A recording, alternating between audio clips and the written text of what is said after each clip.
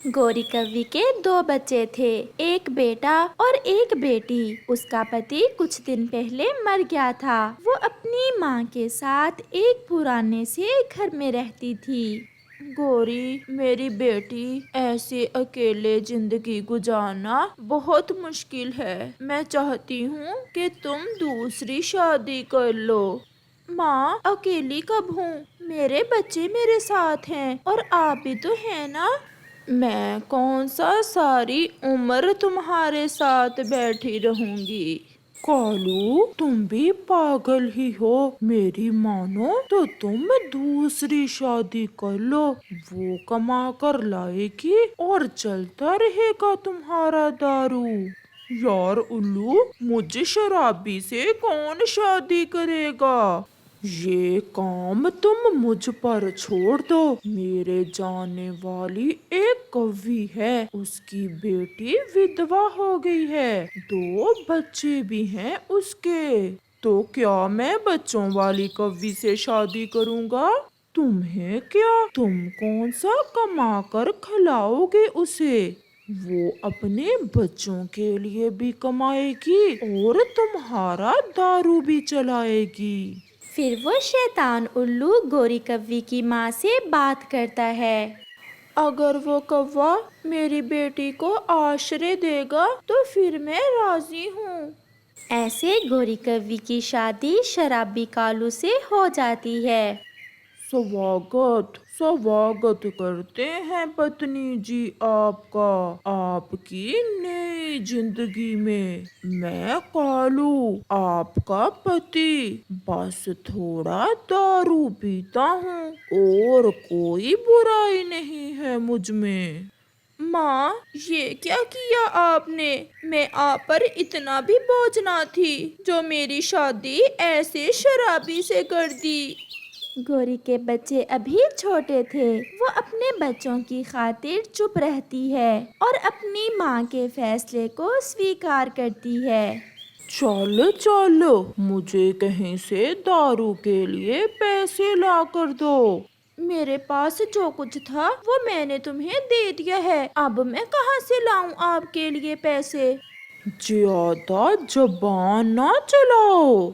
मैं अपने बच्चों का राशन पूरा करूं, तुम्हारा पेट भरूं या तुम्हारा दारू लाऊं? बस गौरी का इतना कहना था कि कालू एक बड़ी लाठी लेकर गौरी को मारना शुरू कर देता है। गौरी के बच्चे रो रहे थे। वो अपनी माँ को बचाना तो चाहते थे, परंतु वो अपने सौतेले बाप के सामने कुछ ना बोल सकते थे। चल चल, अपने इन बच्चों को भी साथ लेती जाओ और मेरे दारू के लिए कहीं से पैसे मांग कर लाओ। कालू ऐसे गौरी को अपने घर से निकाल देता है और खुद दारू के नशे से गिर जाता है और वहीं सो जाता है। मम्मा, पापा आपको इतना क्यों मारते हैं? क्या सबके पापा ऐसे ही होते हैं? मम्मा, जब आप घर में नहीं होती तो पापा हमें भी मारते हैं। चुप कर जाओ मेरे बच्चों, शायद अभी हमारी परीक्षा खत्म नहीं हुई। मैं अपने बच्चों की खातिर सब सह लूंगी। फिर गौरी एक चाय वाली दुकान पर जाती है। भाई जी, क्या मुझे आपके यहाँ कोई काम मिल सकता है? नहीं बहन जी, मेरे पास काम ज्यादा नहीं है। आप वो सामने ढाबे पर जाएं और वहाँ से पता कर लें। कव्वी खुशी खुशी सामने वाले ढाबे पर चली जाती है और उसे वहाँ काम मिल जाता है। वो उस ढाबे पर काम करने लग जाती है। क्या मेरे लिए पैसे लाई हो? लाई हूँ पति जी, ये ले। वाह वाह, अगर ऐसे पैसे लाती रहोगी मैं कभी तुम पर पंख नहीं उठाऊंगा। कालू पैसे लेकर घर से निकल जाता है और गौरी कव्वी अपने बच्चों को खाना खिलाती है। माँ, आप क्या जानो मैं कैसे जिंदगी के दिन गुजार रही हूँ। मैं आपसे क्या मांगती थी, एक छत थी, वो भी आपने मुझसे छीन ली और मुझे इस शराबी से बिहा दिया। अभी कुछ दिन ही गुजरे थे कि गौरी कव्वी ढाबे से काम करने के बाद जब घर वापस आती है तो कालू उसकी राह देख रहा था। पैसे लाई हो? नहीं, मालिक ने आज पैसे नहीं दिए। पैसे नहीं दिए तो फिर मैं दारू कहाँ से लूंगा? कालू फिर से लाठी उठाता है और गौरी को फिर से मारना शुरू कर देता है। पिताजी छोड़ दें, मेरी माँ को छोड़ दें, मुझे मार लें, प्लीज मेरी मम्मा को छोड़ दें। कालू नशेई तो गौरी को मारे जा रहा था, परंतु आज गौरी तो ऐसे चुप करके मार खाए जा रही थी जैसे वो पत्थर की बनी हो, और फिर वो गिर जाती है और गौरी मर जाती है। मम्मा, मेरी मम्मा, आपने मेरी मम्मा को मार दिया। चुप कर जाओ, अगर ज्यादा काएं काएं की तो मैं तुम दोनों को भी मार दूंगा। यार मलंगू, गौरी के आज लाठी सर में लग गई और वो मर गई है। तो फिर क्या हुआ? अभी उसके बच्चे हैं, वो तुम्हारे दारू के लिए पैसे लाएंगे। अब वो अभी छोटे हैं, भीख छोटे पक्षी ही मांगते हैं और छोटे पक्षियों को भीख ज्यादा मिलता है। दूसरे रोज जग्गू और छोटी दोनों बहन भाई सोए हुए थे कि उनका शराबी बाप आ जाता है।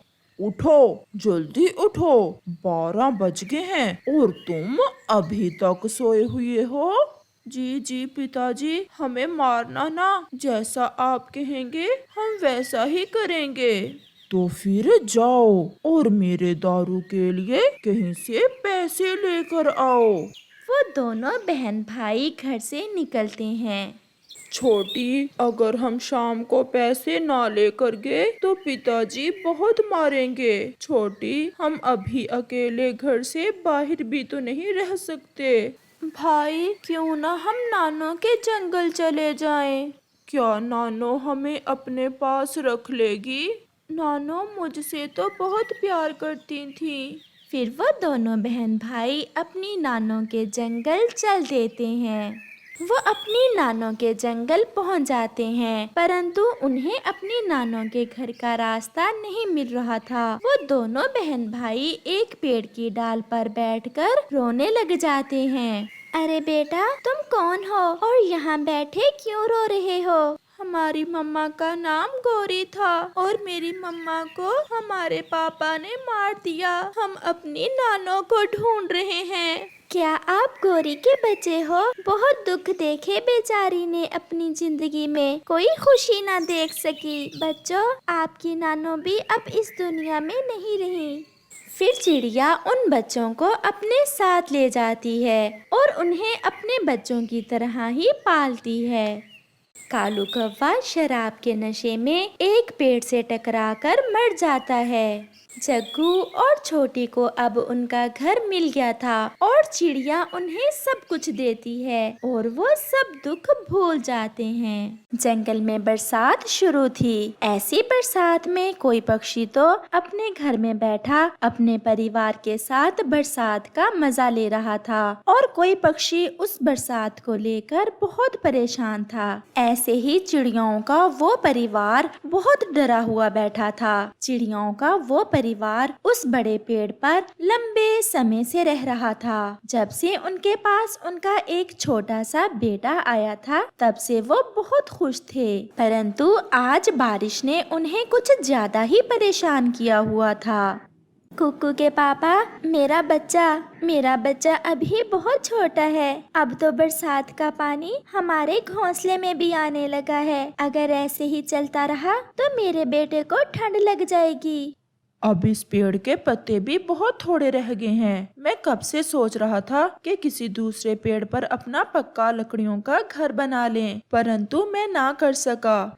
अब जैसे ही बरसात रुकेगी हम सबसे पहले अपने घर का ही बंदोबस्त करेंगे। पहले तो हम अकेले थे, जैसे तैसे गुजारा हो जाता था। अब हमारा बेटा भी हमारे साथ है। मैं अपने बेटे को ऐसे बारिश में भीगता नहीं देख सकती। और फिर बादल जोर से गरजता है और साथ तेज हवा भी, जिससे पेड़ के पत्तों से पानी और भी टपकने लगता है। मैं घोंसले के ऊपर अपने पंख फैलाकर बैठता हूँ और बारिश के पानी को रोकने की कोशिश करता हूँ।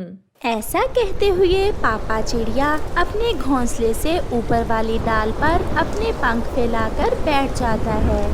अभी मैं हूँ ना, मैं अपने बेटे को बरसात में भीगने नहीं दूंगा। कुकू के पापा, ऐसे भी कभी बरसात का पानी रुका है?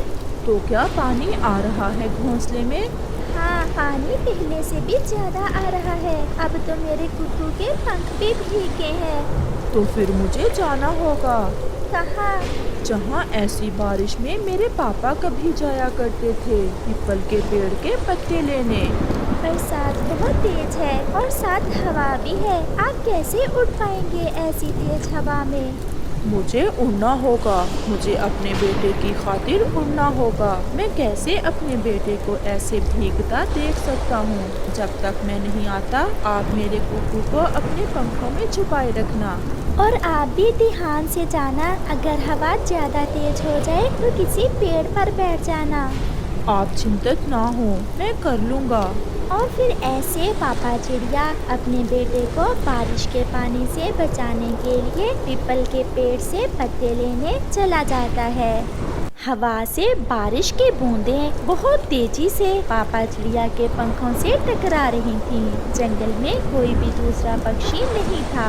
ऐसे लग रहा था जैसे वो जंगल वीरान हो, क्योंकि ऐसी बारिश में सभी पक्षी छुपे बैठे थे। बारिश का शोर जंगल के सन्नाटे में ऐसा लग रहा था जैसे कोई मीठे संगीत गा रहा हो। पापा चिड़िया हवा से लड़ते आगे बढ़ रहा था कि एक तेज हवा के झोंके ने उसे एक दिशा में खींच लिया और पापा चिड़िया एक पेड़ से टकराकर गिर जाता है। पापा चिड़िया के सर पर पेड़ की डाल लगती है और पापा चिड़िया के सर से खून बहने लगता है। उस पेड़ पर बुलबुल का घर था। वो पापा चिड़िया से कहती है, ऐसी बारिश में आप कहाँ जा रहे हैं, जबकि आप जानते हो कि हम पक्षी ऐसी बारिश में नहीं उड़ सकते। मैं जानता हूँ कि उड़ना खतरनाक हो सकता है। क्या करूँ, मेरे घर में बारिश का पानी टपकने लगा है। मेरा बेटा अभी 5 दिन का है, वो बहुत छोटा है और मैं पीपल के पेड़ से पत्ते लेने जा रहा हूँ ताकि अपने बेटे को बारिश के पानी से बचा सकूँ। आप ऐसा कर लेना, परंतु थोड़ी हवा कम हो लेने दें। अभी आप मेरे घर में थोड़ी देर रुक जाएं। आकर देखें, यहाँ बहुत सुकून है। बारिश का एक कतरा भी नहीं है मेरे घर में। बुलबुल, मुझे कैसे सुकून मिल सकता है जबकि मेरा बेटा बारिश में भीग रहा हो? मेरा बेटा ही तो मेरी जिंदगी है। मुझे उड़ना होगा, मुझे अपने बेटे की खातिर उड़ना होगा।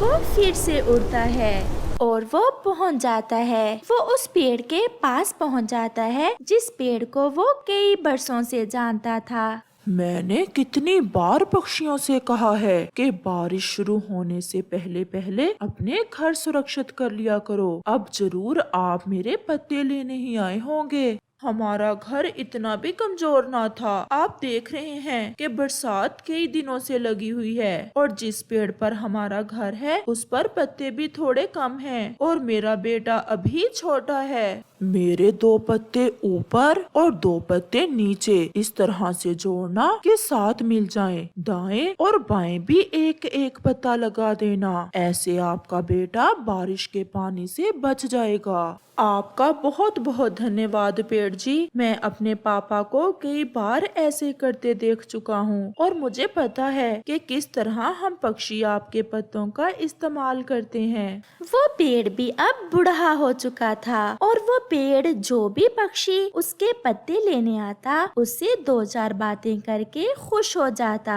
अब मैं आपके पत्ते लेकर जाऊं पेड़ जी? मेरी पत्नी बहुत परेशान होगी। जाओ और जैसे मैंने कहा ऐसे ही लगाना मेरे पत्तों को। फिर पापा चिड़िया पीपल के पेड़ से कुछ पत्ते लेकर वापस आ जाता है। वो बहुत तेज उड़ रहा था। वो बहुत खुश था। उसे खुशी इस बात की थी कि वो अपने बेटे को अब बारिश के पानी से बचा सकेगा। आगे आप, और ये आपके सर पर चोट कैसे आई है? मैं सब बताता हूँ, पहले मुझे इन पत्तों को लगा लेने दें। फिर पापा चिड़िया उन पीपल के पत्तों को ऐसे ही लगाता है जैसे उस पीपल के पेड़ ने पापा चिड़िया को बताया था। मैंने ये काम अपने पिताजी से सीख रखा है। आप भी देख लो कुकू की मम्मा, मैं हमेशा आपके साथ नहीं रहूंगा। ऐसे ना कहें कुकू के पापा, आपके बिना हम कैसे जी सकते हैं? आप हमें सुरक्षा देते हैं, भोजन देते हैं, सच पूछें तो आप हमें जिंदगी देते हैं।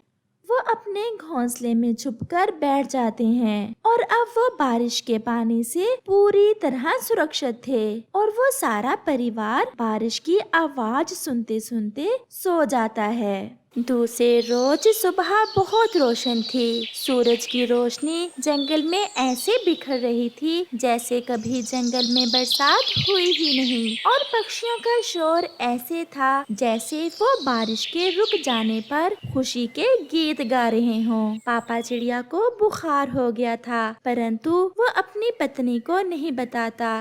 क्या मेरे बेटे के लिए दाना है? कुकू के पापा, जो दाना था बारिश के पानी से नीचे गिर गया और पानी में बह गया।